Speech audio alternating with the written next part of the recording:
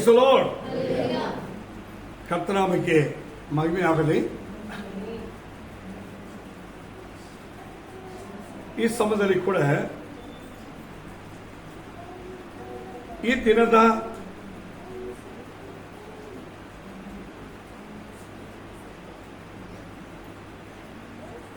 ಈ ವಿಶೇಷವಾಗಿರುವಂತಹ ಈ ಸಮಯದಲ್ಲಿ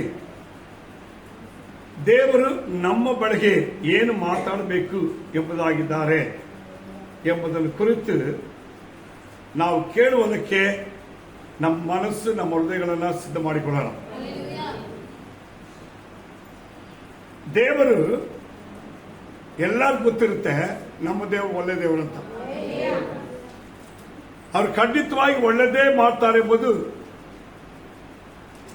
ಪ್ರಪಂಚದಲ್ಲಿರುವ ಎಲ್ಲರಿಗೂ ಗೊತ್ತಿರುವ ಒಂದು ಸತ್ಯಾಂಶ. ಇದೇ ವಿಶ್ವಾಸ ದೇವರ ಮಕ್ಕಳಲ್ಲಿ ಇದೆಯಾ ಅಂತ ನೋಡಿದ್ರೆ ಇಲ್ಲ.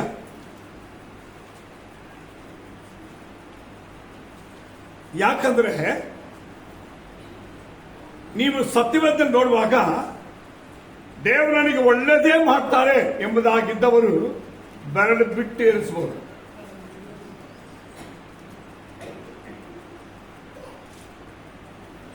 ಈ ಅನುಭವ ಬಾರದೆ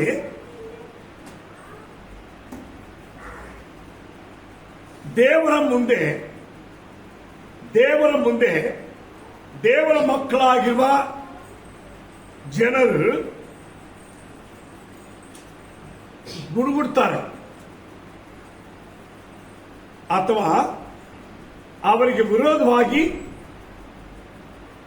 ಮಾತಾಡ್ತಾರೆ ಅಥವಾ ನಡ್ಕೊಳ್ತಾರೆ. ಇದಕ್ಕೆ ಕಾರಣ ಏನು? ಅಲ್ಲೇಲೂಯ. ಇದನ್ನು ನಾವು ಕಂಡುಕೊಂಡ್ರೆ ದೇವರು ಹೇಳುವ ಮೊದಲನೇ ಎಚ್ಚರಿಕೆ ಇಸ್ರಾಯೇಲ್ ಜನರಿಗೆ, ತಾನು ಕರೆದು ತಾನು ಪ್ರೀತಿಸಿ ನಾನು ನಿಮ್ಮನ್ನು ಕೈ ಬಿಡುವುದಿಲ್ಲ, ತೊರೆಯುವುದಿಲ್ಲ ಎಂದು ಹೇಳುವ ವಾಗ್ದಾನ ಕೊಟ್ಟು, ನಾನು ಅಬ್ರಹಾಮನು, ಈಸಾಕನು, ಯಾಕೋಬನ ದೇವರು ಎಂದು ಹೇಳುವಾಗ ಒಂದು ಮಾತಲ್ಲಿ ನಾನು ಇಸ್ರಾಯೇಲಿನ ದೇವರು ಎಂಬುದಾಗಿ ತನ್ನನ್ನು ಗುರುತಿಸಿಕೊಳ್ಳುವಂತಹ ದೇವರು ಆ ಜನರ ಬಳಿಯಲ್ಲಿ ಹೇಳುವಂತ ಎಚ್ಚರಿಕೆಯ ಮೊದಲನೇ ಶಬ್ದ ಏನಂದ್ರೆ, ಸತ್ಯವೇದದಲ್ಲಿ ಈ ಪ್ರಕಾರ ಬರೆಯಲ್ಪಟ್ಟಿದೆ,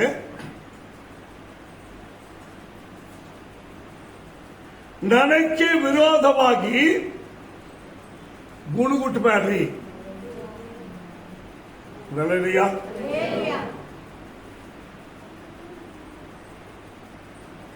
ಈ ದೇವರಿಗೆ ವಿರುದ್ಧವಾಗಿರುವ ಇಷ್ಟಪಡದಿರುವ ಗುಣವೇ ಏನದು? ಅದಕ್ಕೆ ಇಂಗ್ಲಿಷ್ ಅಲ್ಲಿ ಈ ಪ್ರಕಾರ ಬರೆಯಲ್ಪಟ್ಟಿದೆ. ಎರಡು ಭಾಗದಲ್ಲಿ ಬರುತ್ತೆ. Numbers chapter 14 verse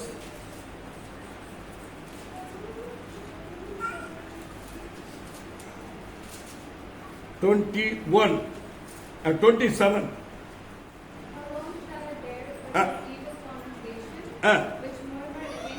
Murmur against God, or God says murmur against me. ಈಗ ದೇವರಿಗೆ ವಿರೋಧವಾಗಿರುವ ವಿಷಯ ಏನಂದ್ರೆ, ದೇವರು ಹೇಳಿದ್ದು, ನಾನಲ್ಲ.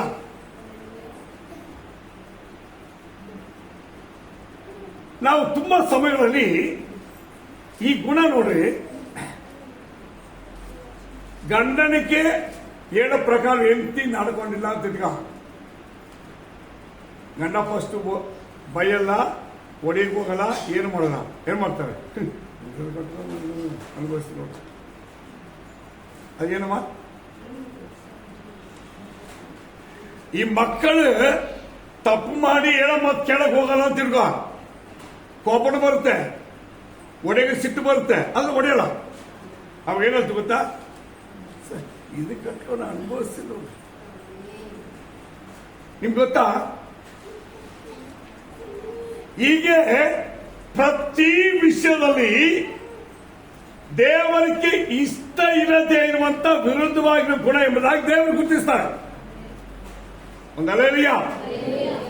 ನಾನು ಕುತ್ಕೊಂಡು ಯೋಚನೆ ಮಾಡುವಾಗ ಯಾಕೆ ದೇವರೇ ನಿನಗೆ ವಿರುದ್ಧವಾಗಿ ನಡೀತಾರೆ? ವಿರೋಧ ಅಂದ್ರೆ ನಿನಗೆ ವಿರೋಧವಾಗಿ ನಡೀತೀವಿ, ನಿನಗೆ ವಿರೋಧವಾಗಿ ನಡೀತೀವಿ ಏನು ಅಂತ ಹೇಳಿದ್ರೆ, ಫಸ್ಟ್ ಯೋಚನೆ ಮಾಡಿ, ಅವರ ಮನಸ್ಸಿನಲ್ಲಿ ಹೃದಯದಲ್ಲಿ ಏನ್ ಬರುತ್ತೆ? ಗುಣಗುಟ್ಟುವ ಸ್ವಭಾವ ಬರುತ್ತೆ. ಇದು ಬಂದಾಗ ನೀವು ಅರ್ಥ ಮಾಡಬೇಕು. ಅವರು ಮಾಡೋದೆಲ್ಲ ಪೂರ್ತಿಯಾಗಿ ಇಷ್ಟ ಇಲ್ಲ, ಅದು ಅವರಿಗೆ ವಿರೋಧವಾಗಿದೆ. ಈ ಸೀಕ್ರೆಟ್ ಕಂಡುಕೊಂಡ್ರೆ ದಾವೀದರಾಜ ಹೇಳ್ತಾನೆ, ದೇವರೇ, ನಾನು ನಿನಗೆ ವಿರೋಧವಾಗಿ ಪಾಪ ಮಾಡದಂತೆ ನಿನ್ನ ವಾಕ್ಯವನ್ನ ಎಲ್ಲಿಟ್ಕೊಂಡೆ? ಅಲ್ಲೇಲಿಯಾ. ಆದರೆ ದೇವರ ಆ ವಾಕ್ಯವೋ ಆಲೋಚನೆಯೋ ನಮ್ಮ ಒಳಗೆ ನೆಲೆಗೊಳ್ಳದಂತೆ ಈ ಗುಣ ಎತ್ತಾಗ್ತದೆ. ನಿಮ್ಗೆ ಅರ್ಥ ಆಗುತ್ತಾ? ದೇವರ ಮಾತಿನಂತೆ ನಡೆಯುವಕ್ಕಿರ್ಬೇಕ ಸ್ವಭಾವವನ್ನ, ದೇವರ ದೃಷ್ಟಿಯಲ್ಲಿ ನಾವು ಆತನಿಗೆ ಭಯಭಕ್ತಿ ಉಳ್ಳವರು ಎಂಬುದನ್ನ ನಡೆದು ತೋರಿಸುವ ಗುಣವನ್ನ ಏನ್ ಮಾಡುತ್ತೆ? ಈ ಗುಣ ಹುಟ್ಟುವ ಗುಣ ಎತ್ತಾಕ್ಬಿಡುತ್ತೆ. ಸರಿ, ಮೊಟ್ಟ ಮೊದಲಾಗಿ ಬೈಬಲಲ್ಲಿ ಕಾಣಿಕೆ ಬಲಿ ಅರ್ಪಿಸಿದವರಲ್ಲಿ ದೇವರು ಹೇಳ್ತಾರೆ, ನಾನು ಒಂದನ್ನು ಅಂಗೀಕರಿಸ್ತೀನಿ, ಇನ್ನೊಂದನ್ನ ಅಂಗೀಕರಿಸಲ್ಲ. ಅಂಗೀಕರಿಸದೆ ಹೋದಾಗ ಅವನೇನ್ ಮಾಡ್ತಂತೆ? ಗುಣಗುಟ್ಟಿದ ಅಂತ ಅವನ ಮುಖದ ಕಳೆ ಬದಲಾವಣೆ ಆಯ್ತಂತೆ. ಅವನ್ನ ದೇವರು ಒಪ್ಪಿಕೊಂಡ್ರು, ನನ್ನನ್ನ ಒಪ್ಪಿಕೊಂಡಿಲ್ಲ ಅಂತ ನೀವು ಅರ್ಥ ಮಾಡ್ಕೊಳ್ಳಿ. ಹಾಗಾದ್ರೆ ಈ ಸ್ವಭಾವವು ಎಲ್ಲಿಂದ ಬಂತು ಅಂತ ಹೇಳಿದ್ರೆ, ನಾನು, ನನ್ನದು, ನನಗೆ ಎಂಬುದಾಗಿ ಒಂದು ಸ್ಥಾನ ಬೇಕೆಂಬುದಾಗಿ ಇಷ್ಟಪಡ್ತಾರೆ ನೋಡಿ. ಈ ಗುಣ ಆದಿಯಲ್ಲಿ ತಳ್ಳಲ್ಪಟ್ಟುವಂತ ಲೂಸಿಫರ್, ಸೈತಾನ್ ಎಂದು ತಳ್ಳಲ್ಪಟ್ಟುವ ದೇವದೂತರಿಂದ ಬಂದಿರೋದು. ಇದಕ್ಕೆ ದೇವರು ಹೇಳ್ತಾರೆ, ನನಗೆ ವಿರೋಧ ಎಂಬುದು ಎಲ್ಲಿ ಸ್ಟಾರ್ಟ್ ಆಗಿದೆ? ಅಲ್ಲಿ ಸ್ಟಾರ್ಟ್ ಆಗಿದೆ. ಅದು ಅಲ್ಲಿಂದ ನಾನು ದೂರ ತಳ್ಳಿರೋದು. ನೀವೇನ್ ಮಾಡ್ಬೇಕು? ಅದನ್ನ ತಳ್ಳಬೇಕು. ಒಂದಲ್ಲೇಲಿಯಾ, ಅಲ್ಲೇಲಿಯಾ. ಈಗ ತುಂಬಾ ಆಶೀರ್ವಾದಗಳು ನಮಗಿದೆ, ವಾಗ್ದಾನಗಳಿದೆ. ದೇವರು ನಮ್ಮ ಜೊತೆ ಇರ್ತಾರೆ, ದೇವರು ನಮ್ಮನ್ನು ನಡೆಸಿ ಅಂತ ಹೇಳ್ತಾರೆ. ನಮಗೂ ಪ್ರಾರ್ಥನೆ ಇದೆ, ನಮಗೂ ವಿಶ್ವಾಸ ಇದೆ, ನಾವು ಬೈಬಲ್ ಓದ್ತೀವಿ, ನಾವು ದೇವ್ರ ಮಕ್ಕಳಾಗಿದ್ವಿ. ಆದರೆ ಈ ಸ್ವಭಾವ ಬಿಟ್ಟು ಹೋಗಿದ್ಯಾ? ಒಂದಲ್ಲೇಲಿಯಾ. ನಿಮ್ಮನ್ನು ಪರಿಶೋಧನೆ ಮಾಡಿ ಬಿಟ್ಟೋಗಿದ್ಯಾ? ಬಿಟ್ಟೋಗಿದ್ಯಾ? ಇಲ್ಲವೇ ಇಲ್ಲ. ಆದರೆ ದೇವರ ವಾಗ್ದಾನಗಳು, ದೇವರ ಆಶೀರ್ವಾದವೋ, ದೇವರು ನಮಗೆ ಮಾಡತಕ್ಕ ಕಾರ್ಯವೋ ಯಾಕೆ ತಡೆಯಾಗಿದೆ? ಇದಕ್ಕೆ ನೀವು ಅರ್ಥ ಆಗುತ್ತಾ? ನಾನು ಇಸ್ರಾಯೇಲ್ ಜನರನ್ನ ಬೈಬಲ್ ಹೇಳ್ತಾರೆ,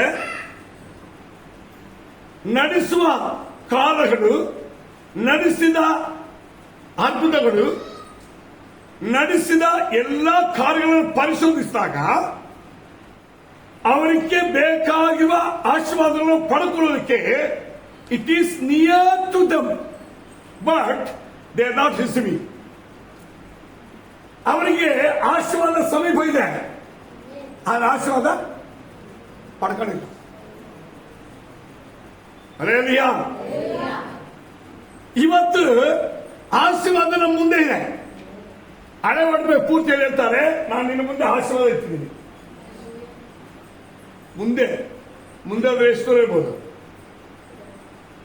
hour nearest place is the in front. English ಅಲ್ಲಿ ನಮ್ಮ ಮುಂದೆ. ಬೈಬಲಲ್ಲಿ ದೇವರು ಹೇಳ್ತಾರೆ, ನಾನ್ ನಿನ್ನ ಮುಂದೆ ಆಶೀರ್ವಾದವನ್ನು ಇಟ್ಟು. ನಾವು ಇನ್ನೂ ಆಶೀರ್ವಾದಕ್ಕೆ ಏನ್ ಮಾಡ್ತಿದ್ವಿ? ಪ್ರೇ ಮಾಡ್ತಾ ಇದ್ವಿ. ನಿಮ್ಗೆ ಅರ್ಥ ಆಗುತ್ತಾ? ನಮ್ಮ ಮುಂದೆ ಇರುವ ಆಶೀರ್ವಾದ ನಮಗೆ ತಗೊಳಕ್ಕಾಗಿಲ್ಲ, ಪಡ್ಕೊಳಕ್ಕಾಗಿಲ್ಲ. ದೇವರು ಹೇಳ್ತಾರೆ, ನಾನು ನಿನ್ನ ಮುಂದೆ ಆಶೀರ್ವಾದ ಇಟ್ಟಿದ್ದೀನಿ. ಇನ್ನು ಹೇಳ್ತಾರೆ, ನಾನು ನಿನ್ನ ಮುಂದೆ ಒಂದು ತೆರೆದ ಬಾಗಿಲು ಇಟ್ಟಿದ್ದೀನಿ. ಅರ್ಥ ಮಾಡ್ಕೊಳ್ಳಿ. ಬಾಗಿಲು ಮುಂದೆ ನಾವು ನಿಂತುಕೊಂಡು, ತೆರೆದಿರೋ ಬಾಗಿಲು ನಿಂತುಕೊಂಡು ನಾವು ಮುಂದೆ ಹೋಗಿ ಅದರೊಳಗೆ ಸೇರ್ತಾ ಇಲ್ಲ. ಇದಕ್ಕೆಲ್ಲ ಕಾರಣ ಏನು?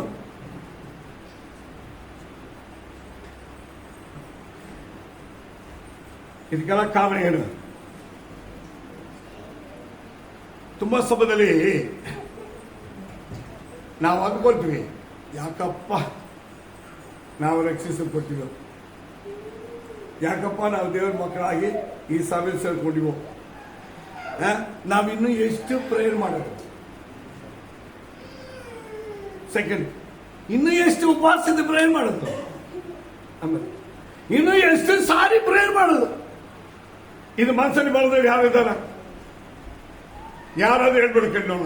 ಇಲ್ಲ, ನಾನು ಪ್ರೇಯರ್ ಮಾಡಿದೀನಿ, ತೃಪ್ತಿ ಆಗಿದೆ, ಖಂಡಿತವಾಗಿ ನಾನು ಅದ್ರ ಆಪೋಸಿಟ್ ಆಗಿ ನನ್ನ ಮನಸ್ಸಲ್ಲಿ ಏನು ಬಂದಿಲ್ಲ ಅಂತ ಹೇಳಿ ಯಾರು ಒಬ್ಬರಿಗೆ ಹುಡುಕಿ ನೋಡೋಣ ಅಂತ. ಒಬ್ಬರಿಗೆ ಪ್ರೇಯರ್ ಮಾಡಿ ಬೈಬಲ್ ವಾಕ್ಯ ಓದಿ ದೇವರ ವಾಕ್ಯ ಪ್ರಸಂಗ ಕೇಳಿ ಉಪವಾಸ ಇದ್ದು ನಾವು ದೇವರಿಗೆ ಭಯಪಟ್ಟು ಏನ್ ಮಾಡಿದ್ವಿ ನಾವು? ಇದೇ ಹೇಳ್ತಾ ಇದ್ವಿ. ನಮ್ಮಲ್ಲಿ ಬರೋದೇನು? ಯಾಕೆ ನಾವು ಬಿಸಿಕಿಲ್ಲ? ನಾನು ಹೇಳ್ತೀನಿ, ಇದಕ್ಕೆ ಕಾರಣ ಮೊದಲಾಗಿ ದೇವರಿಗೆ ವಿರುದ್ಧವಾಗಿರುವಂತ, ದೇವರಿಗೆ ಇಷ್ಟಪಡದೇ ಇರುವಂತ ಒಂದು ಸ್ವಭಾವವು ನಮ್ಮಲ್ಲಿ ಇರುತ್ತೆ. ಅದನ್ನು ತೆಗಿರಿ. ಹಲ್ಲೆಲೂಯಾ. ಇದಕ್ಕೆ ಸಂಬಂಧಪಟ್ಟ ಈ ಗುಣಗಳನ್ನ ದೇವ ಜನರು ತೆಗೆಯುವ ತನಕ ಅಥವಾ ಇದನ್ನು ಬಿಡುವ ತನಕ ಬೈಬಲಲ್ಲಿ ಯಾರು ಆಶೀರ್ವಾದ ಹೊಂದಿಲ್ಲ. ದೇವರು ಕೊಟ್ಟ ವಾಗ್ದಾನ ಪೂರ್ಣವಾಗಿ ಅವರಲ್ಲಿ ನೆರವೇರಲಿಲ್ಲ. ಇದನ್ನು ನೋಡಿದಾಗ ನನಗೆ ಬಹಳ ಆಶ್ಚರ್ಯವಾಗಿಬಿಟ್ಟು, ಸತ್ಯವೇದ ಏನ್ ಹೇಳುತ್ತೆ, ಇದಕ್ಕೆ ಸಂಬಂಧಪಟ್ಟ ಒಂದು ಭಾಗ ಸತ್ಯವೇದದಲ್ಲಿ 2 ಪ್ಲೇಸ್ ಅಲ್ಲಿ ಇದೆ. ಹಳೆ ಒಡಂಬಡಿಕೆಯಲ್ಲಿ the book of Numbers chapter 14 verses from 26 to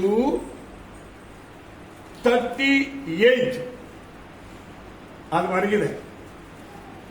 new Testament ಅಲ್ಲಿ the book of first Corinthian chapter 10 verses from 1 to 13. ಈ 2 ಭಾಗದಲ್ಲಿ ಇದರ ಬಗ್ಗೆ ಅದ್ಭುತವಾಗಿ ದೇವರು ಗುರುತಿಸ್ತಾರೆ. ಗುರುತಿಸಿ ಏನ್ ಹೇಳ್ತಾರೆ ಅಂತ ಹೇಳುವಾಗ ಒಂದು ಸಾರಿ ಕೂಡ ಆ ವಾಕ್ಯವನ್ನು ನೆನಪು ಮಾಡ್ಕೊಂಬಿಡಿ. 1 ಕೊರಿಂಥ ಬರೆದ ಪತ್ರಿಕೆ 10ನೇ ಅಧ್ಯಾಯದಲ್ಲಿ 11ನೇ ವಾಕ್ಯ, ಅವರಿಗೆ ಸಂಭವಿಸಿದ ಈ ಸಂಗತಿಗಳು ನಿದರ್ಶನ ರೂಪವಾಗಿ ನೋಡಿ, ಇವುಗಳು ಎಲ್ಲವೂ ನಿದರ್ಶನ ರೂಪವಾಗಿ ಮತ್ತು ಯುಗ ಅಂತ್ಯಕ್ಕೆ ಬಂದಿರುವಂತ ನಮಗೆ ಒಂದು ಹಲ್ಲೆಲೂಯಾ. ಬೈಬಲ್ ಏನ್ ಹೇಳ್ತಂದ್ರೆ ನೋಡ್ರಿ, ಯುಗ ಅಂತ್ಯಕ್ಕೆ ಬಂದಿರುವಂತ ನಮಗೆ ಬುದ್ಧಿವಾದಗಳಿಗಾಗಿ ಪ್ರೈಸ್ ದಿ ಲಾರ್ಡ್. ನೋಡಿ, ಎಚ್ಚರಿಕೆ ಬುದ್ಧಿವಾದ. ಆದ್ರೆ ದೇವ ಜನರಿಗೆ ಎಚ್ಚರಿಕೆ ಗೊತ್ತಾ? ನಿನ್ನ ಆಶೀರ್ವಾದ ಅವ್ರ ಮನೆಗೆ, ಇವ್ರ ಮನೆಗೆ, ಅವ್ರ ಜೊತೆಗೆ ಇವ್ರ ಜೊತೆಗೆ ಇಟ್ಟಿಲ್ಲ, ನಿನ್ನ ಮುಂದೆ ಇಟ್ಟಿದೆ. ಎಷ್ಟು ಜನ ನಂಬುತ್ತೀರಮ್ಮ? ಇಷ್ಟ ಅಲ್ಲೇರಿಯ ನಿಮ್ಮ ಆಶೀರ್ವಾದ ಕೆಲವು ತೊಗೊಂಡು ಅಯ್ಯೋ ನಮಗೆ ಆಶೀರ್ವಾದ ಇಲ್ಲ, ಅವರೇ ಆಶೀರ್ವಾದವಾಗಿದೆ. ಇಲ್ಲ, ಅವ್ರ ಮನೆಗೆ ಅವರ ಆಶೀರ್ವಾದ ಇದೆ, ನಿನ್ನ ಮನೆಗೆ ನಿನ್ನ ಆಶೀರ್ವಾದ ಇದೆ. ನಿನ್ನ ಆಶೀರ್ವಾದ ನಿನಗೆ ಇರೋದು, ಅದು ಯಾರು ಕೊಡಲ್ಲ. ಬೈಬಲ್ ಹೇಳ್ತಾನೆ, ನೀವು ಬಹಳ ಸ್ಪಷ್ಟವಾಗಿ ನೋಡ್ಕೊಳ್ಳಿ. ದೇವರು ಹೇಳ್ತಾರೆ, ನಾನು ನಿನ್ನ ಮುಂದೆ, ನಿಮ್ಮ ಮುಂದೆ ಅಲ್ಲ, ನಿನ್ನ ಮುಂದೆ ಈಗ ಜೀವವನ್ನಿಟ್ಟಿದ್ದೀನಿ, ಮರಣ, ಆಶೀರ್ವಾದ, ಶಾಪ. ಇನ್ನು ಯಾವ್ದು ತಿಳ್ಕೊಳ್ಬೇಕು ಅದು ಕೂಡ ಹೇಳ್ತಾರೆ ನೋಡಿ. ಮರಣ ಹತ್ರ ಹೋಗ್ಬೇಡ, ಶಾಪದ ಹತ್ರ ಹೋಗ್ಬೇಡ, ಜೀವ ತಿಳ್ಕೊ, ಆಶೀರ್ವಾದ ತಗೋ. ಎಷ್ಟು ಕ್ಲಿಯರ್ ಆಗಿ ಹೇಳ್ತಾರೆ ನೋಡಿ. ನಮ್ಮ ಮುಂದೆ ಇಟ್ಟು ನೀವು ಇದನ್ನು ತಕ್ಕೋ, ಇದು ನಿಮ್ಗೆ ಅಂತ ಹೇಳಿದ್ರೆ ನಾವು ಇದುವರೆಗೆ ಆ ಕೆಲಸ ಮಾಡ್ತಾ ಇಲ್ಲ. ನಾವೇನ್ ಮಾಡ್ತೀವಿ ಗೊತ್ತಾ? ಆಶೀರ್ವಾದ ಎಲ್ಲಿ ಸಿಗುತ್ತೆ ಅಂತ ಹೋಗ್ತಾ ಇದ್ವಿ. ಆಶೀರ್ವಾದ ಯಾರು ಕೊಡ್ತಾರೆ ಅಂತ ಹುಡುಕ್ತೀವಿ. ಎಲ್ಲಿ ಹೋದ್ರೆ ನಮಗೆ ಆಶೀರ್ವಾದ ಬರುತ್ತೆ. ಬೈಬಲ್ ಸ್ಪಷ್ಟವಾಗಿ ದೇವರು ಹೇಳ್ತಾರೆ, ಈಗೋ ನಾನು ನಿನ್ನ ಮುಂದೆ ತೆರೆದಿರುವ ಬಾಗಿಲು ಇಟ್ಟಿದ್ದೀನಿ. ಸಭೆಗೆ ನಾನು ನಿನ್ನ ಮುಂದೆ ಆಶೀರ್ವಾದವನ್ನು ಇಟ್ಟಿದ್ದೀನಿ. ಆದ್ರೆ ನೀನು ಆಶೀರ್ವಾದವನ್ನು ತೆಗೆದುಕೋ ಅಂತ ಹೇಳಿದ್ರೆ ನಾವು ಯಾಕೆ ತೆಗೆಯಕ್ಕಾಗಿಲ್ಲ? ಅದಕ್ಕೆ ಉದಾಹರಣೆ ಹೇಳ್ತೀನಿ. ನಾವು ತೆಗೆಯಕ್ಕೆ ಹೋಗ್ತೀವಿ, ಅದೇ ಮಾಡ್ತದೆ ಇನ್ನು ಸ್ವಲ್ಪ ಮುಂದೆ. ಇದಕ್ಕೆ ಕಾರಣ ಏನು ಗೊತ್ತಾ? ಬೈಬಲ್ ಹೇಳ್ತದೆ, ನನ್ನ ಜನರು ನಾನು ಅವರನ್ನು ಆಶೀರ್ವಾದಕ್ಕಾಗಿ ಸೃಷ್ಟಿ ಮಾಡಿ ಅವರ ಆಶೀರ್ವಾದ ಆಗಿರ್ಬೇಕೆಂಬುದಾಗಿ ಅವರಿಗೆ ಆಶೀರ್ವಾದ ಮುಂದೆ ಇಟ್ಟು ಅದನ್ನು ತೆಗೆದುಕೊಂಡು ಅದನ್ನು ಅನುಭವಿಸಕ್ಕೆ ಅವ್ರಿಗೆ ಹೇಳಿದ್ರೆ ಅವ್ರೇನ್ ಮಾಡ್ತಾರೆ? ಏನ್ ಮಾಡ್ತಾರೆ?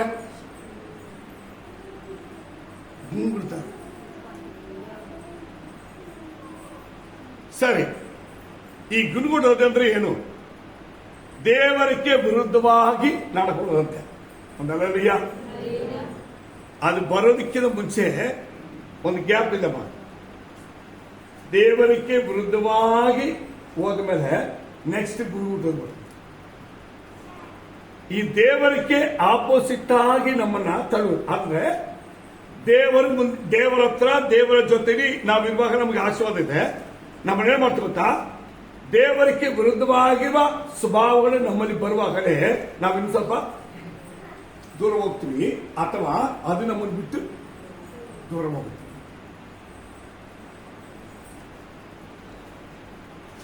ಅಲ್ಲೇಲೂಯಾ. ಇದು ಹೆಂಗೆ ಅಂತ ಹೇಳಿದ್ರೆ, ಫಸ್ಟ್ ಏದೇನ್ ತೋಟ ನೋಡಿ. ಏದೇನ್ ತೋಟದಲ್ಲಿ ಎಲ್ಲ ಆಶೀರ್ವಾದ, ಎಲ್ಲ ತಿನ್ಬಹುದು. ತಿನ್ನಬಾರ್ದು ಅಂತ ಹೇಳಿದೇನು? ಒಂದೇ ಒಂದು.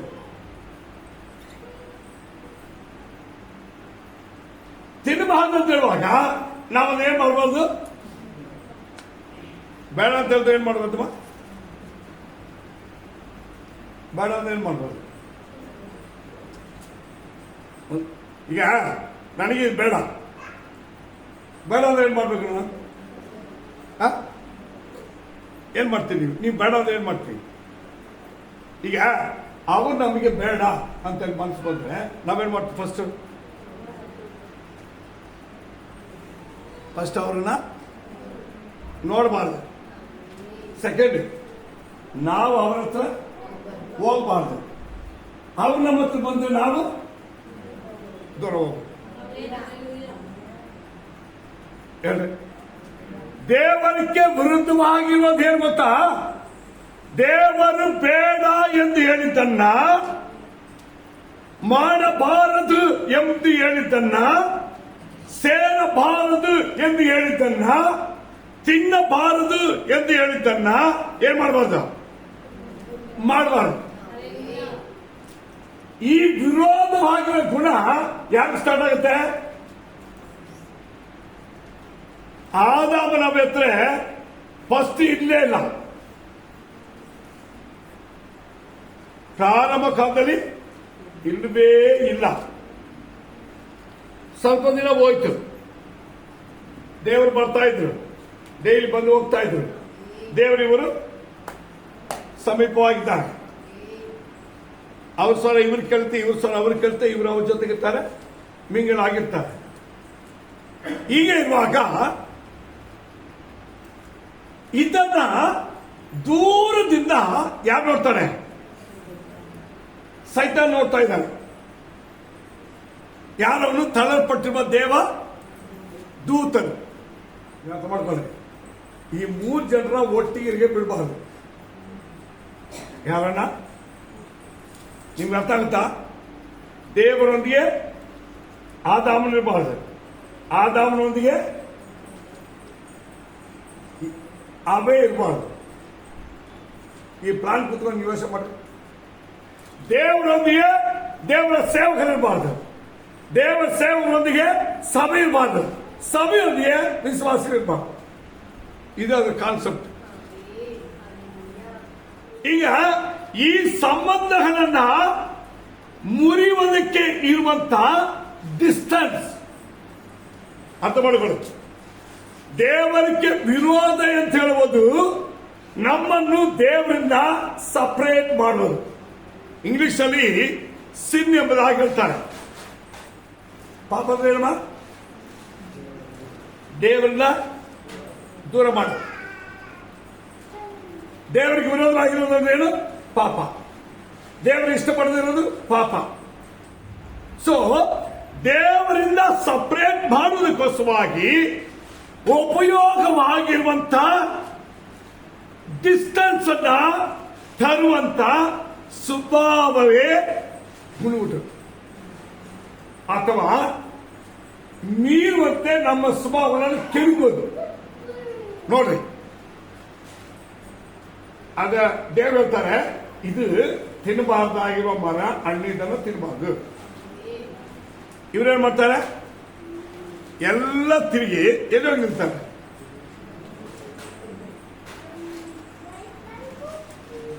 ಅಲ್ಲೆಲ್ಲಿ ನಿಲ್ಬೇಕಲ್ಲ, ಅಲ್ಲಿ ನಿಲ್ಲಿಲ್ಲ.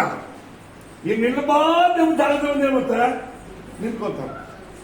ಬೈಬಲ್ ಹೇಳ್ತಾರೆ, ಪರ್ಫೆಕ್ಟ್ ಆಗಿ ಹೇಳ್ತಾರೆ.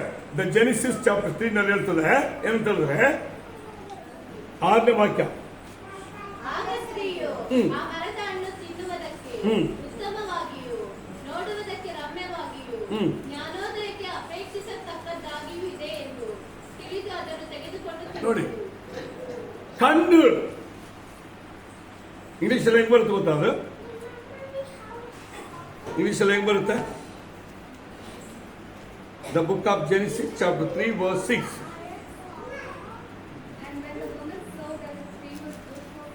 ಫಸ್ಟ್ ಏನ್ ಹೇಳ್ತೆ? Can you read slowly? And the woman saw. ಅವಳೇನ್ ಮಾಡಿದ್ರು? ನೋಡಿದಳು. ಅರ್ಥ ಮಾಡ್ಕೊಳ್ಳಿ. ಈಗ ಆ ದೃಷ್ಟಿಯಲ್ಲಿ ಹೋಯ್ತು, ನೋಡಬಾರದು ಅಂತ ಹೇಳಿಲ್ಲ, ಬೇಡ ಅಂತ ಹೇಳುವುದನ್ನ ನೋಡುವುದಕ್ಕೆ ಇಷ್ಟಪಡೋದು. ನೀವು ಅರ್ಥ ಆಗುತ್ತೆ ನಿಮಗೆ? ಬೇಡ ಎಂಬುದನ್ನ ಯೋಚಿಸುವುದು, ನಮ್ಮ ನೆನಪನ್ನು ತಂದುಕೊಳ್ಳುವುದು, ನಮ್ಮ ಚಿಂತೆಯನ್ನು ತರುವುದು, ಅದನ್ನ ನೋಡುವುದಕ್ಕೆ ಇಷ್ಟಪಡುವುದು. ಅರ್ಥ ಮಾಡಿಬಿಟ್ಟು ಆ ಗಿಡ, ಆ ಮರ, ಆ ಹಣ್ಣಿನ ಮರ ಹೇಗಿತ್ತಂತೆ?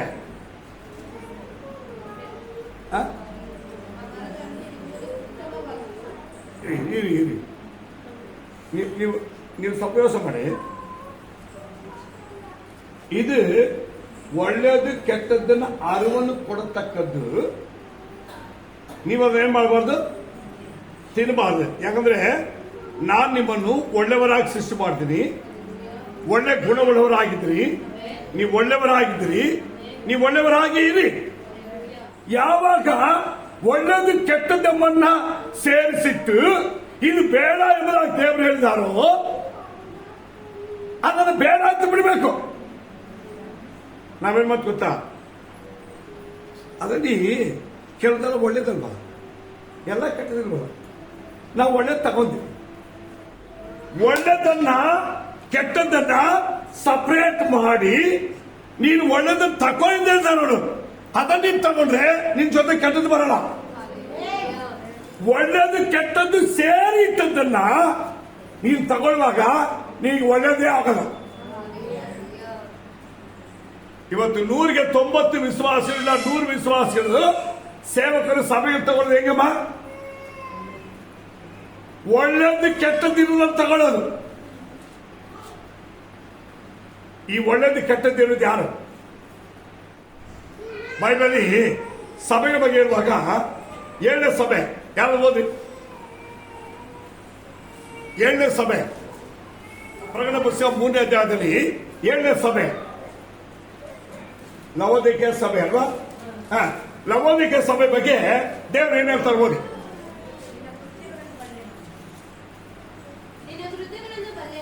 ನಿನ್ನ ಕೃತ್ಯಗಳನ್ನು ಬಲ್ಲೆನು, ನೀನು ತಣ್ಣಗಲ್ಲ. ನೀವು ಯಾರಲ್ಲ? ತಣ್ಣಗಲ್ಲ, ನೀನು ಬೆಚ್ಚಗಲ್ಲ. ನೀನು ತಣ್ಣಗಾಗಲಿ ಇರಿ, ಗಮನಿಸಿ, ತಣ್ಣಗಾಗಲಿ ಒಂದು ಕಡೆ ಅಥವಾ ಬೆಚ್ಚಗಾಗಲಿ, ಇದರಲ್ಲಿ ಒಂದರಲ್ಲಿ ಇದರಲ್ಲಿ ಆಗಿರ್ಬೇಕು, ಇದರಲ್ಲಿ ಆಗಿರ್ಬೇಕು. ನೀನು ಎಲ್ಲಿದೆಯಾ?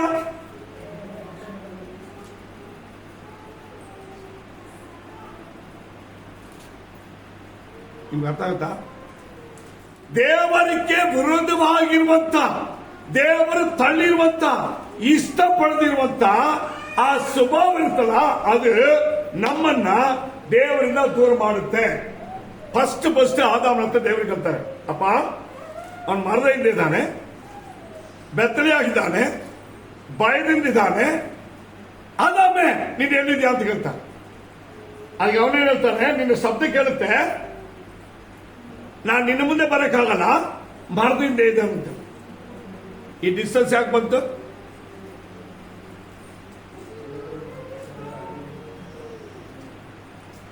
ಇವತ್ತು ಹೇಳುವ ಯಾವ ಪಾಪ ಇಲ್ಲಮ್ಮ ಏನೇನು ತೋಟದಲ್ಲಿ. ಏನೇನು ತೋಟದಿಂದ ಪಾಪ ಇಲ್ಲ ಗೊತ್ತಾ? ದೇವರು ಹೇಳಿದ ಮಾತನ್ನು ಮೀರಿದ್ದು, ನೋಡಿದ್ದು, ನಡ್ಕೊಂಡು ಹೋಗಿದ್ದು, ತಿಂದಿದ್ದು, ಇಷ್ಟಪಟ್ಟಿದ್ದು. ಅಲ್ಲಿ ಇವತ್ತು ನಾವು ಹೇಳಿಕೊಳ್ಳುವಂತ ಯಾವ ಪಾಪವೇ ಏನೇನು ತೋಟ ಇಲ್ಲ. ಆಗ ಇರುವಾಗಲೇ ದೇವರು ಏನ್ ಮಾಡಿದಂತೆ, ಆದಾಮನನ್ನ ಏನೇನು ತೋಟದಿಂದಲೂ ತನ್ನ ಜೊತೆಗಿರ್ಬೇಕಾಗಿರುವ ಆ ಪ್ರಸನ್ನತೆ ಮಹಿಮೆಯಿಂದಲೂ ಅವನ್ನ ತಳ್ಬಿಟ್ಟು.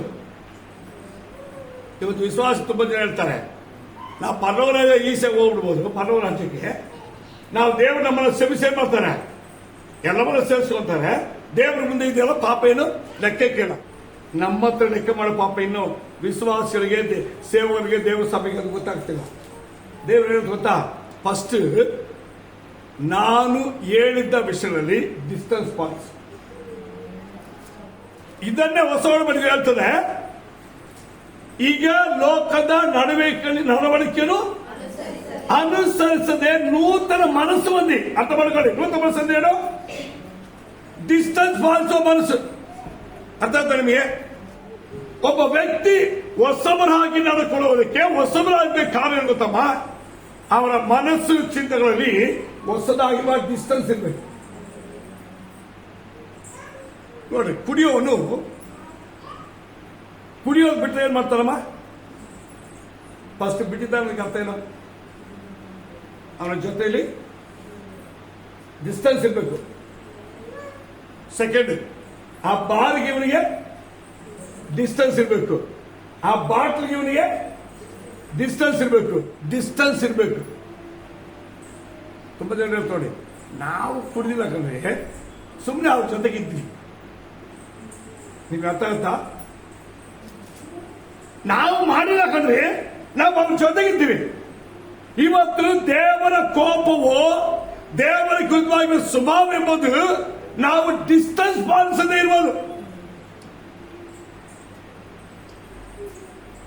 ಈಗ ಗುಣಗುಟ್ಟೋದಕ್ಕೆ ಕಾರಣ ಏನು ಅಂತ ಹೇಳಿದ್ರೆ ಬೈಬಲ್ ಹೇಳ್ತದೆ, ದೇವರು ಹೇಳಿ ಕೊಟ್ಟಿದ್ದಾರೆ, ಇಸ್ರಾಯೇಲ್ ಜನರಲ್ಲಿ, ಇವತ್ತಿರುವಂತ ಎಲ್ಲಾ ದೇವ ಜನರಲ್ಲಿ ನಾನು ಇಷ್ಟಪಡದೇ ಇರುವ ವಿರೋಧವಾಗಿರೋ ಸ್ವಭಾವವಿದೆ. ಅದೇನು ಗೊತ್ತಾ? ನನಗೂ ಅವರಿಗಿರುವ ಡಿಸ್ಟೆನ್ಸ್. ಅರ್ಥ ಆಯ್ತಮ್ಮ? ಈಗ ಅವ್ರ ಹತ್ರ ಪ್ರೇಯರ್ ಮಾಡಕ್ಕೆ ಹೇಳಿ ಗುಣಬಿಡ್ತಾರೆ. ಪ್ರಾರ್ಥನೆ ಬಾ ಅಂತ ಹೇಳಿ ಗುಣಬಿಡ್ತಾರೆ. ಯಾಕೆ ಪ್ರಾರ್ಥನೆಗೆ ಹೋಗಿಲ್ಲ ಅಂತ ಹೇಳಿ ಗುಣಬಿಡ್ತಾರೆ. ಪ್ರೇಯರ್ ವಿಷಯ ಮಾತಾಡೋ ಗುಣಬಿಡ್ತಾರೆ. ಕೊಡೋದ ಬಗ್ಗೆ ಹೇಳಿ ಗುಣಬಿಡ್ತಾರೆ. ನಾವು ದೇವ್ರ ಮುಂದೆ ಈಗ ನಡಿಬೇಕಲ್ಲ ಗುಣಬಿಡ್ತಾರೆ. ಇನ್ನು ಯಾಕೆ ಅವ್ರ ಜೊತೆಗೆ ಸೇರ್ತೀರಿ ಅಂತ ಹೇಳಿದ್ರೆ ಗುಣಬಿಡ್ತಾರೆ. ಯಾಕಂದ್ರೆ ಸೇರ್ತಾ ಇದ್ದಾರೆ ಅಂತ ಕೇಳಿದ್ರೆ ಗುಣಬಿಡ್ತಾರೆ. ಇದು ಸುಮ್ಮನೆ ಬರಲ್ಲ ನೋಡಿ. ದೇವರ ಇಷ್ಟಾಚನ ಮೊದಲುಕೊಂಡು ಆದಿ ಮೊದಲು ಮೋಶೆಗೆ ನ್ಯಾಯ ಪ್ರಮಾಣ ಕೊಡುವ ಕಾಲಕ್ಕಿಂತ ಮುಂಚೆ ಮೊದಲುಕೊಂಡು ಈಗ ದೇವ ಜನರ ಮೇಲೆ ನನಗೆ ವಿರುದ್ಧವಾಗಿರುವ ಸ್ವಭಾವ ಏನಂದ್ರೆ ಅವರು ನನ್ನನ್ನು ಬಿಟ್ಟು ದೂರ ಹೋಗುತ್ತಾ ಅಥವಾ ನನಗೆ ವಿರುದ್ಧವಾಗಿ ಇರುವ ಸ್ವಭಾವಗಳನ್ನ ತೋರಿಸುತ್ತಾ ನನಗೆ ವಿರುದ್ಧವಾಗಿ ಏನ್ ಮಾಡ್ತಾರೆ. ಇದನ್ನೇ numbers chapter 14 verses from 36 to 40. ಆ ದೇಶವನ್ನು ಸಂಚರಿಸಿ ನೋಡುವುದಕ್ಕೆ ಮೋಶೆಯಿಂದ ಈಗ ದೇವರು ತಾನು ಕೊಡಬೇಕಾಗಿರೋ ಆಶೀರ್ವಾದವುಳ್ಳ ಸ್ಥಳವು ಆಶೀರ್ವಾದವನ್ನ ನೋಡುವುದಕ್ಕೆ ಇಸ್ರಾಯೇಲ್ ಜನ್ಮ 12 ಗೋತ್ರಗಳಿರುವಂತ ಲೀಡರ್ಗಳನ್ನ ಹಿರಿಯರನ್ನ ಮೋಶೆ ಎಂಬ ದೇವರ ದಾಸನ್ನು ಕಳಿಸ್ತಾರೆ. ಮೋಶೆ ಆರೋನ್ ಇವರಿಬ್ಬರು. ಆಗ ಅವರೇನ್ ಮಾಡ್ತಾರೆ, ಆ ದೇಶವನ್ನು ಪರಿಶೋಧಿಸೋದಕ್ಕೋಸ್ಕರವಾಗಿ ಮೋಸೆಯಿಂದ ಕಳಿಸಲ್ಪಡ್ತಾರೆ. ಅವ್ರು ತಿರುಗಿ ಬರ್ತಾರೆ. ತಿರುಗಿ ಬರ್ಬೇಕಾದ್ರೆ ಆ ದೇಶದ ವಿಷಯದಲ್ಲಿ ಅಶುಭ ಸಮಾಚಾರವನ್ನು ಏನಲ್ಮ ಅಶುಭ ಸಮಾಚಾರವನ್ನು ಹೇಳಿ ಒಂದಲ್ಲ ಗಮನಿಸಿ. ನಮಗೆ ದೇವರಿಗೆ ವಿರುದ್ಧವಾಗಿ ನಮ್ಮ ಸ್ವಭಾವಗಳನ್ನು ತಿಳಿಸೋದಕ್ಕೆ ಉಪಯೋಗ ಮಾಡುವಂತ ಪದಗಳು, ಉಪಯೋಗವಾಗುವಂತ ವಿಷಯಗಳು, ಉಪಯೋಗಿಸುವಂತ ಕಾರ್ಯಗಳು ಯಾವ್ದಾವುದು? ಅಶುಭ ಸಮಾಚಾರ. ಅದಕ್ಕೆ ನಮ್ಮ ನಾರ್ಮಲ್ ಭಾಷೆಯಲ್ಲಿದ್ರೆ ವಿರೋಧವಾಗಿ ಮಾತಾಡೋದು, ಒಳ್ಳೆದನ್ನ ಕೆಟ್ಟದ್ದು ಎಂಬುದಾಗಿ ಹೇಳುವುದು. ಏನ್ಮ ಈಗ ದೇವರಿಗೆ ನಮಗೆ ಡಿಸ್ಟೆನ್ಸ್ ಅನ್ನ, ವಿರೋಧವನ್ನ ಉಂಟು ಮಾಡೋದಕ್ಕೆ ಉಪಯೋಗವಾಗುವಂತ ಸಂದೇಶ ಅಥವಾ ಆಲೋಚನೆ ಅಥವಾ ಕಾರ್ಯ ಅಥವಾ ವ್ಯಕ್ತಿ ಅಥವಾ ಸ್ವಭಾವ, ಅದೇನದು? ಅಶುಭ. ಅಂದ್ರೆ ಕೆಟ್ಟದಾಗಿರುವಂತ ಸಮಾಚಾರ. ಒಂದಲ್ಲ ನೋಡ್ರಿ, ಏನು ಮಾಡಿ ನಿಮ್ಗೆ ಉತ್ತರ ಸಿಕ್ಕಿದ್ಯಾ? ಇದು ಅರ್ಥ ಏನಿದೆ? ಪ್ರಾರ್ಥನೆಗೆ ವಿರುದ್ಧವಾಗಿರುವಂತ ಕೆಟ್ಟ ಮಾತು. ನಿನ್ನ ಪ್ರೇಯರ್ ದೇವರು ಕೇಳಿದಾರ ಇದುವರೆಗೆ? ನಿನ್ನ ಪ್ರಾರ್ಥನೆ ಬಗ್ಗೆ ಇರುವಂತ ಕೆಟ್ಟ ಮಾತು, ನಿನ್ನ ಪ್ರೇಯರ್ ದೇವರು ಕೇಳಿದಾರ? ನಿನ್ನ ಮೇಲೆ ಹೇಳುವಂತ ಕೆಟ್ಟ ಮಾತು. ನಿನ್ನ ಸಭೆಯಲ್ಲಿ ಇಷ್ಟು ದಿನ ಹೋಗಿದ್ಯಲ್ಲ, ಯಾಕೆ ನಿನಗಾಗಿಲ್ಲ? ಈ ಕೆಟ್ಟ ಸುದ್ದಿ ಅರ್ಥ ಮಾಡ್ಕೊಳ್ಳಿ. ವಿಶ್ವಾಸ ಯಾವ್ದು ದೂರ ಇರಬೇಕು?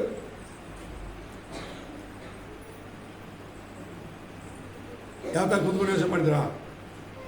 ಇದೆಲ್ಲ ಹೇಳುವಾಗ ಒಂದು ಕಿವಿ ಅಲ್ಲ, 2 ಕಿವಿ ಇಟ್ಕೊಂಡು ಕೇಳೋದು. ಒಂದು ಕಿವಿಯಲ್ಲಿ ಕೇಳಕಂಡ್ರಿ. ಯಾಕಂದ್ರೆ ಒಂದು ಕಿವಿಯಲ್ಲಿ ಕೇಳಿ ಇನ್ನೊಂದು ಕೇಳಿ ಹೋಗ್ಬಿಟ್ರೆ 2ರಲ್ಲಿ ಕೇಳಿ ಹಿಂಗೆ ತಗೊಂಡೋಗಿ ಹಿಂಗೆ ಎಸಿ ಹಿಂಗೆ ಇಟ್ಕೊಳ್ಳೋದು. ಹೌದಲ್ಲ? ನಿಮ್ಗೆ ಅರ್ಥ ಆಗುತ್ತಾ? ದೇವರು ಎಷ್ಟು ಕ್ಲೀನ್ ಆಗಿ ಅದನ್ನ ಬಿಡಿಸಿದ ನೋಡ್ರಿ. ಅದೇನ್ ಹೇಳ್ತಂದ್ರೆ, ಮೋಶೆ ಎಂಬ ದೇವರ ದಾಸನು ದೇವರ ಮಾತಿನಂತೆ ಮುಂದೆ ಆಶೀರ್ವಾದ, ದೇಶ ಆಶೀರ್ವಾದವನ್ನ, ಅವರಿಗೆ ವಾಗ್ದಾನವನ್ನ, ಅದರ ಫಲವನ್ನು ಅನುಭವಿಸಲಿಕ್ಕೆ ತಂದು ಅಲ್ಲಿ ನೋಡ್ಕೊಂಬರಕ್ಕೆ ಆ ಜಾಗವನ್ನ ಕೊಟ್ಟಾಗ ಅದು ಹೋಗಿ ನೋಡ್ಕೊಂಡು ಬಾ ಅಂತ ಹೇಳಿದ್ರೆ, ನೋಡ್ಕೊಂಬಂದು ಏನ್ ಹೇಳ್ತಾರೆ? ಅಶುಭ ಸಮಾಚಾರ ಹೇಳ್ತಾರೆ. ಇಂಗ್ಲಿಷಲ್ಲಿ ಓದಿರೋದು ಏನ್ ಬರುತ್ತೆ? And the men which Moses sent to search the land, ಹ, who returned ಹ. and made all the congregation to murmur against him. ನೋಡಿ, ಮೋರ್ ಅಂದ್ರೆ ಗುಣಗುಟ್ಟಿದ್ರು. ನಿಮ್ಗೆ ಅರ್ಥ ಆಗುತ್ತಮ್ಮ? ಇದೇ ಪದನೇ ಹೊಸ ಒಡಂಬಡಿಕೆಯಲ್ಲಿ ನಮಗೆ ನಿರ್ದರ್ಶನ ರೂಪದಲ್ಲಿ ಕೊನೆ ಕಾಲದಲ್ಲಿ ಬಂದಿರುವ ಸಭೆಯಾಗಿರುವ ದೇವರ ಮಕ್ಕಳಾಗಿರುವ ನಮಗೆ ಹಂಗ ಮಾಡಬೇಡ್ರಿ. ಆದರೆ ನಮ್ಮ ಮನಸ್ಸಿನಲ್ಲಿ, ನಮ್ಮ ಹೃದಯದಲ್ಲಿ, ನಮ್ಮ ಆತ್ಮದಲ್ಲಿ, ನಮ್ಮ ಕಿವಿಯಲ್ಲಿ ಏನಿಗೆ ಅವಕಾಶ ಕೊಡಬಾರ್ದು? ದೇವರಿಗೆ ವಿರೋಧವಾಗಿ ಎಗೇನ್ಸ್ಟ್ ಆಗಿ, ಸಭೆಗೆ ಎಗೇನ್ಸ್ಟ್ ಆಗಿ, ನಿಮಗೆ ಎಗೇನ್ಸ್ಟ್ ಆಗಿ, ನಿಮ್ಮ ಪ್ರಾರ್ಥನೆಗೆ ಎಗೇನ್ಸ್ಟ್ ಆಗಿ, ನಿಮ್ಮ ವಿಶ್ವಾಸಕ್ಕೆ ಎಗೇನ್ಸ್ಟ್ ಆಗಿ, ನೀವು ದೇವರ ಮಕ್ಕಳಾಗಿ ಇರುವುದಕ್ಕೆ ಎಗೇನ್ಸ್ಟ್ ಆಗಿ, ನೀವು ದೇವರ ಮಕ್ಕಳ ದೇವರು ಇಟ್ಟಿರುವುದಕ್ಕೆ ಎಗೇನ್ಸ್ಟ್ ಆಗಿ ಏನ್ ಮಾತು ಕೇಳಬಾರ್ದು? ಯಾರು ಮಾತು ಕೇಳಬಾರ್ದು? ದೇವರು ಇಷ್ಟಪಡದೇ ಇರುವುದನ್ನ ದೇವರಿಗೆ ವಿರೋಧವಾಗಿರುವ ಫಸ್ಟ್ ಮಾಡಬಾರ್ದು. ದೇವರ ಭಕ್ತಿ ಎಂದು ಹೇಳೋದು ದೇವರಿಗೆ ವಿರೋಧವಾಗಿ ನಡ್ಕೊಳ್ಳದೇ ಇರುವಂತ ಸ್ವಭಾವ, ಗುಣ, ಜೀವಿತ, ಅನುಭವ, ನಡತೆ, ಅವರ ಪ್ರವೃತ್ತಿ ಇದು ನಮಗೆ ಬರಬೇಕು. ಇದು ನಮ್ಮಿಂದ ದೂರ ತಳ್ಳುವುದಕ್ಕೆ ಸೈತಾನೋ, ಪ್ರಪಂಚವೋ, ಸೈತಾನ ಪ್ರಜೆಗಳು, ಬಂಧವೋ, ಪ್ರೀತಿಯೋ ನಮ್ಮನ್ನೇನ್ ಮಾಡಬಾರ್ದು. ಈ ದೇವರ ಒಂದಿಗೆ ಇರುವಂತ ಐಕ್ಯತೆ, ಪ್ರೀತಿಯಿಂದ ನಮ್ಮನ್ನು ಡಿಸ್ಟೆನ್ಸ್ ಮಾಡಬಾರ್ದು. ಇದನ್ನು ಮಾಡುವವರು ಆಟೋಮೆಟಿಕ್ ದೇವರ ದೂರ ಹೋಗ್ಬಿಡ್ತಾರೆ. ಅವರು ಮರಣ ಶಾಪಕ್ಕೆ ಗುರಿ ಆಗ್ತಾರೆ. ಅವರಿಗೆ ಪರಲೋ ರಾಜ್ಯ ಸಿಕ್ಕಲ್ಲ. ಪರಲೋ ದೇವರ ಮುಂದೆ ನಿಲ್ಲೋದಕ್ಕೆ ರೂಟ್ ಇಲ್ಲ.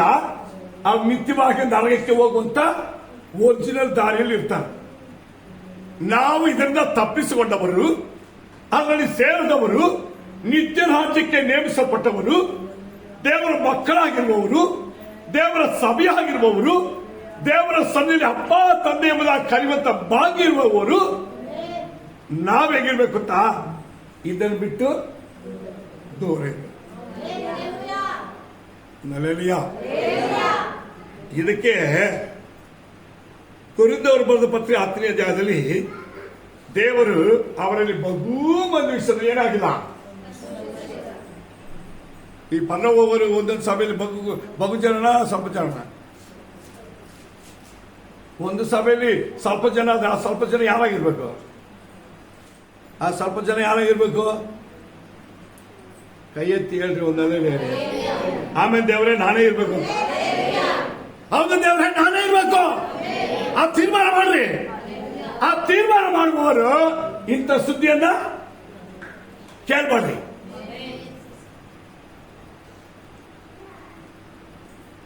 ಕೇಳ್ಬಾರ್ರಿ. ಹೇಳುವವರ ಜೊತೆಗೆ ಶೇರ್ ಮಾಡ್ರಿ. ನಾವು ಯಾವ್ದನ್ನ ತಪ್ಪಿಸ್ಕೊಳ್ಬೇಕು? ನಮ್ಮ ಆಶೀರ್ವಾದಕ್ಕೆ ಅಡ್ಡಿಪಡಿಸೋದು ಯಾರಮ್ಮ? ಇದೆ. ನಮ್ಮ ಜೀವನದಲ್ಲಿ ಉಂಟಾಗುವ ಅದ್ಭುತಗಳಿಗೆ ತಡೆಯಾಗಿರೋದು ಯಾರು? ಇದೆ. ಎಲ್ಲರೂ ಇದನ್ನೆಲ್ಲ ಪರಿಶೋಧನೆ ಮಾಡೋಣ. ಪ್ರಿಯರೇ, ಇಷ್ಟ ಜನರಿಗೆ ದೇವರು ಆಶೀರ್ವದಿಸೋದೇ ಇಷ್ಟ. ಅಲ್ಲೇಲಿಯಾ. ಈಗ ದೇವರ ಸಭೆಯಾಗಿರುವ ನಿಮ್ಮ ಎಲ್ಲರನ್ನ ಆಶೀರ್ವದಿಸೋದಕ್ಕೆ ದೇವರಿಗೆ ಇಷ್ಟ. ಈ ಆಶೀರ್ವಾದವನ್ನ ದೇವರು ನಮ್ಮ ಮುಂದೆ ಇಟ್ಟಿದ್ದಾರೆ. ನಾವು ಅದನ್ನು ಪಡ್ಕೊಳ್ಳಕ್ಕೆ, ಶೋಧನೆ ಮಾಡಿಕೊಳ್ಳಕ್ಕೆ, ಅನುಭವಿಸೋದಕ್ಕೆ, ನಮ್ಮನ್ನು ಅನುಭವಿಸದಂತೆ, ಸೇರಿಸಿಕೊಳ್ಳದಂತೆ, ಪಡ್ಕೊಳ್ಳದಂತೆ ನಮ್ಮಿಂದ ದೂರ ತಳ್ಳುವಂತ ನಮ್ಮ ಸ್ವಭಾವ ಗುಣವೇ ಗುಣಗುಟ್ಟುವ ಸ್ವಭಾವ, ಅಥವಾ ದೇವರಿಗೆ ವಿರುದ್ಧವಾಗಿರುವ ಸ್ವಭಾವ ಗುಣ. ಇದನ್ನು ನಾವು ತಳ್ಳಬೇಕು. ದೇವರು ಹೇಳ್ತಾರೆ, ನೀವು ಇದನ್ನು ತಳ್ಳಿರಿ, ಇದನ್ನು ಬಿಟ್ಟು ದೂರ ಹಾಕ್ರಿ. ಇದು ಕಡೇ ದಿವಸ ಬಂದಿರುವ ನನ್ನ ಸಭೆಗೆ, ನನ್ನ ಜನಕ್ಕೆ ನಾನಿರುವಂತಹ ಶ್ರೇಷ್ಠವಾಗಿರುವ ಯೋಚನೆ. ಪರಿಶೋಧನೆ ಮಾಡೋಣ ಪ್ರಿಯರೇ. ನಮ್ಮಲ್ಲಿ ಈ ಸ್ವಭಾವಗಳು ಇದುವರೆಗೆ ಯಾವ್ಯಾವ ರೂಪದಲ್ಲಿದೆ, ಯಾರ್ಯಾರ ಹತ್ರ ಇದೆ, ಯಾರು ಬಿಟ್ಟು ಅದು ಹೋಗದೆ ಇನ್ನೂ ಅದು ನಮ್ಮನ್ನ ಕಾಡಿಸ್ತಾ ಇದೆ. ಎಲ್ಲರೂ ಪರಿಶೋಧನೆ ಮಾಡಿ ಅವರವರು ಅವರಿಗೋಸ್ಕರವಾಗಿ, ಅವರವರ ಕುಟುಂಬಕ್ಕೋಸ್ಕರವಾಗಿ, ಅವರವರ ಮಕ್ಕಳಿಗೋಸ್ಕರವಾಗಿ ಇವತ್ತು ದೇವರು ಹೇಳ್ತಾರೆ, ಕರೆಯಲ್ಪಟ್ಟ ಅನ್ಯರಾಗಿರುವ ನಮಗೆ ಅಬ್ರಹಾಮನ ಮೂಲಕವಾಗಿ ಬರುವಂತಹ ಸಕಲ ಆಶೀರ್ವಾದಗಳನ್ನು ಯೇಸು ಕ್ರಿಸ್ತನ ಮೂಲಕವಾಗಿ ದೇವರ ನಾಮದಲ್ಲಿ ರಕ್ಷಣೆ ಅನುಭವಕ್ಕೆ ಬಂದ ನಿಮ್ಮ ಎಲ್ಲರಿಗೆ ಮಕ್ಕಳಾಗುವ ಅಧಿಕಾರ ಕೊಟ್ಟು ಅದು ನಿಮ್ಮ ಮುಂದೆ ಇಟ್ಟಿದ್ದಾರೆ. ಅಲ್ಲೇಲೂಯಾ. ಎಷ್ಟು ಆಸೆ. ನಾವು ಇನ್ನೂ ವಕ್ರ ಬುದ್ಧಿ ಇರುವವರ ಜೊತೆ ಸೇರ್ತಾ ಇದೀವೋ, ಇನ್ನು ಕೆಟ್ಟ ಸುದ್ದಿಗಳು ಹೇಳುವ ಜೊತೆಲೇ ಇದೀವೋ? ನಮಗೆ ಒಳ್ಳೆ ಸುದ್ದಿ ಹೇಳುವವರು ನಮ್ಮ ಸೇವಕರು. ಬೈಬಲ್ ಹೇಳ್ತದೆ, ನಿಮ್ಮ ಆತ್ಮವನ್ನು ಕಾಯುವವರು, ನಿಮಗೆ ಒಳ್ಳೆಯದನ್ನೇ ಮಾಡೋದಕ್ಕೆ ದೇವರನ್ನ ನೇಮಿಸಿಬಿಟ್ಟವರು ನಿಮ್ಮ ಸಭಾ ಪಾಲಕರು, ನಿಮ್ಮ ಸಭಾ ಸೇವಕರು. ಅವರ ಮಾತನ್ನು ಕೇಳಿ ನಡೀರಿ. ನಿಮಗೆ ಒಳ್ಳೆಯದನ್ನೇ ಮಾಡೋದಕ್ಕೆ ಈ ಭೂಮಿಯಲ್ಲಿ ಬಂದವರು ಒಳ್ಳೆಯವರಾಗಿರುವ ಯೇಸು ಒಬ್ಬರೇ. ಅವರೇ ನಮ್ಮನ್ನು ರಕ್ಷಿಸಿ ದೇವರ ಸಭೆ ಎಂಬ ಅಂಗದಲ್ಲಿ ಶರದಲ್ಲಿ ನಮ್ಮನ್ನು ತಂದಿಟ್ಟಿದ್ದಾರೆ. ಅವರ ನಾಮದಲ್ಲಿ ನಮಗೆ ಮಕ್ಕಳಾಗುವ ಅಧಿಕಾರ ಬಂದಿದೆ. ಅವರ ನಾಮದಲ್ಲಿ ನಮಗೆ ಪಾಪ ಕ್ಷಮೆ ಬಂದಿದೆ. ಅವರ ನಾಮದಲ್ಲಿ ನಮಗೆ ರಕ್ಷಣೆ ಬಂದಿದೆ. ಅವರ ನಾಮದಲ್ಲಿ ಇದುವರೆಗೆ ನಾವು ಬದುಕಿದ್ವಿ. ನಾವು ಸಮರ್ಪಿಸೋಣ. ಆ ದೇವರಿಗೂ, ದೇವರ ಸಭೆಗೂ, ದೇವರ ಸನ್ನಿಧಿಗೂ, ದೇವರ ನಾಮಕ್ಕೂ, ದೇವರ ಸಭೆಗೂ ವಿರುದ್ಧವಾಗಿರುವಂತಹ ಯಾವುದೇ ಸುದ್ದಿಗಳನ್ನ, ಸ್ವಭಾವಗಳನ್ನ, ಗುಣಗಳನ್ನ ನಮ್ಮಲ್ಲಿ ಇಟ್ಟುಕೊಳ್ಳದೆ, ಅಂತ ಗುಣವುಳ್ಳವರನ್ನ ಸೇರಿಸಿಕೊಳ್ಳದೆ, ಅಂತ ಗುಣ ಸ್ವಭಾವಗಳನ್ನ ನಾವು ಒಪ್ಪಿಕೊಳ್ಳದೆ ಇವತ್ತು ದೇವರ ಮುಂದೆ ನಿಲ್ಲಲ್ಲ. ದೇವರು ಹೇಳ್ತಾರೆ, ನಾನು ನಿಮ್ಮನ್ನು ಆಶೀರ್ವದಿಸುವ ದೇವರು, ನಾನು ನಿಮ್ಮನ್ನು ಆಶೀರ್ವದಿಸುವ ದೇವರು. ಸಮರ್ಪಿಸಿಕೊಡ್ರಿ, ಪ್ರಾರ್ಥಿಸೋಣ. ಗ್ಲೋರಿ. ಭೂಪರಲೋಕದ ಒಡೆಯನಾಗಿ ಸುರಕ್ಷಿತ ದೇವರೇ, ಈ ಒಳ್ಳೆಯ ಸಮಯಕ್ಕಾಗಿ ಸ್ತೋತ್ರ ರಾಜ. ನಿನ್ನ ಬರವಣೆ ಅತಿ ಸಮೀಪವಾಗಿದೆ. ನಿನ್ನೊಂದಿಗೆ ಇರುವುದಕ್ಕೆ, ನಿನ್ನಲ್ಲಿ ಭಯಭಕ್ತಿ ಉಳ್ಳವರಾಗಿ ಇರುವುದಕ್ಕೆ, ನಿನ್ನ ನಾಮದ ಮಹಿಮೆ ಒಳಗಿರುವುದಕ್ಕೆ, ನಿನ್ನ ರಾಜ್ಯವೆಂಬ ನೀತಿಯಲ್ಲಿ ನಡೆಯುವುದಕ್ಕೆ, ನಿನ್ನ ಸಭೆಯೆಂಬ ಪ್ರಮಾಣಗಳಿಗೆ ಒಳಪಟ್ಟಿರೋದಕ್ಕೆ, ನಿನ್ನ ರಾಜ್ಯವೆಂಬ ಬಾಗಿಲು ಮೂಲಕವಾಗಿ, ನಿನ್ನ ಸಭೆ ಎಂಬ ಬಾಗಿಲಿನ ಮೂಲಕವಾಗಿ ನಮ್ಮ ಮುಂದೆ ತೆರೆದಿಟ್ಟಿರುವಂತ ನಿತ್ಯವಾಗಿರುವ ರಾಜ್ಯಕ್ಕೆ ನಮ್ಮನ್ನು ಕೊಂಡೊಯ್ಯೋದಕ್ಕೆ ಬೇಕಾಗಿರುವ ಆತ್ಮೀಯವಾಗಿರುವ ಗುಣ ಸ್ವಭಾವವುಳ್ಳ ಆಶೀರ್ವಾದಗಳನ್ನ ನಾವು ಗುರಿ ಇಟ್ಟುಕೊಂಡು ಇನ್ನು ಮಕ್ಕಳು ಪ್ರತಿಯೊಬ್ಬರು ನಡೆಯೋದಕ್ಕೆ ನೀವು ಕೃಪೆಗಳು. ವಿಶ್ವಾಸದ ದೃಷ್ಟಿಯು ನಿನ್ನ ಮೇಲೆ ಇರಲಿ ರಾಜ. ವಿಶ್ವಾಸ ಹುಟ್ಟೈಸುವ ಪೂರೈಸುವಾಗಿರುವ ಯೇಸುವೆ, ನಿನ್ನ ಮೇಲೆ ದೃಷ್ಟಿ ಇಟ್ಟು ಈ ವಿಶ್ವಾಸ ಎಂಬ ಜೀವಿತವನ್ನ ಈ ಭೂಮಿಯಲ್ಲಿರುವಾಗ ಈ ವಿಶ್ವಾಸ ಜೀವಿತ ಅಡ್ಡಿಪಡಿಸುವ ಈ ಗುಣಗಳಿಂದ ದೂರ ಇವಳನ್ನು ಗೆದ್ದು ನಿನ್ನಲ್ಲಿಯೇ, ನಿನ್ನ ನಾಮದಲ್ಲಿಯೇ, ನಿನ್ನ ಸತ್ಯದಲ್ಲಿಯೇ, ನಿನ್ನ ರಾಜ್ಯವು ನೀತಿ ಎಂಬ ನಿನ್ನ ಸನ್ನಿಧಿಯಲ್ಲೇ ನಿಲ್ಲೋದಕ್ಕೆ ನಿನ್ನ ಮಕ್ಕಳು ಒಬ್ಬೊಬ್ಬರನ್ನು ರೂಪಿಸ ರಾಜ, ಒಬ್ಬೊಬ್ಬರನ್ನು ರೂಪಿಸ ರಾಜ. ಒಬ್ಬರು ನಿನ್ನ ಸತ್ಯದ ಬಲದಲ್ಲಿ ನಿಲ್ಲಿಸು, ಸತ್ಯದ ನಡುಕಟ್ಟು ಕಟ್ಟಲಿ, ವಿಶ್ವಾಸ ಎಂಬ ಗುರಾಣಿ ಅಡಿಯಲಿ, ಪ್ರಾರ್ಥನೆ ಎಂಬ ಭಯಭಕ್ತಿಯಲ್ಲಿ ನೆಲೆಗೊಳ್ಳಲಿ, ವಿಧೇಯತ್ವ ಎಂಬ ಶಕ್ತಿಯಲ್ಲಿ ಕತೆ ಅಪ್ಪ ನಿಂತುಕೊಂಡು ನಡೆದಕ್ಕೆ ಕೃಪೆಗಳು. ನಿನ್ನ ಮಕ್ಕಳು ಒಬ್ಬೊಬ್ಬರನ್ನು ಬಲಪಡಿಸ ರಾಜ. ವಿರೋಧವಾಗಿರುವ ವೈರಿಗಳ ಮಾತು, ದುಷ್ಟರ ವಂಚನೆ ಯೋಚನೆ, ಕೆಡಿಸುವ ಕೆಡುಕನ ಕ್ರಿಯೆಗಳು, ಎಲ್ಲ ಕೊರತೆಗಳು, ಸಾಲಗಳು, ವ್ಯಾಧಿಗಳು ಯೇಸು ನಾಮದಲ್ಲಿ ಬಿಡುಗಡೆಯಾಗಲಿ ರಾಜ. ಅದ್ಭುತ ಕಾರ್ಯ ಮಾಡಿ ಕಟ್ಟದೆ ನಿನ್ನ ನಾಮದ ಮಹಿಮೆಯನ್ನು ಪ್ರಕಟಿಸು. ನೀನು ಹಾಗೆ ಮಾಡೋದಕ್ಕಾಗಿ ಸ್ತೋತ್ರ. ಯೇಸು ನಾಮದಲ್ಲಿ ತಂದೆ. Amen, amen.